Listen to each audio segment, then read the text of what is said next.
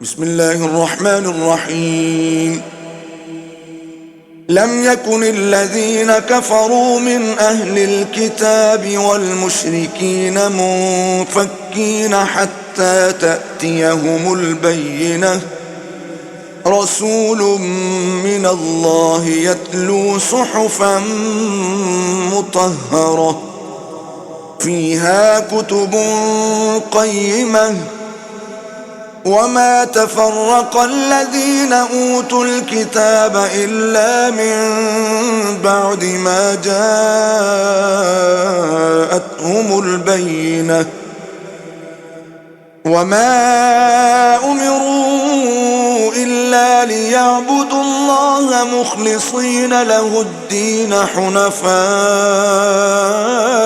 ويقيموا الصلاة ويؤتوا الزكاة، وذلك دين القيمة. إن الذين كفروا من أهل الكتاب والمشركين في نار جهنم خالدين فيها، أولئك هم شر البرية.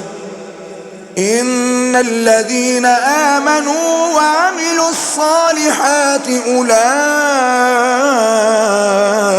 هم خير البرية، جزاؤهم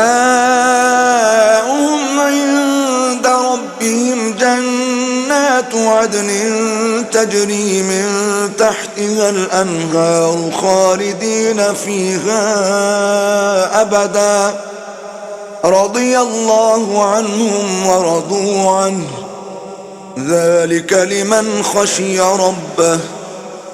صدق الله العظيم.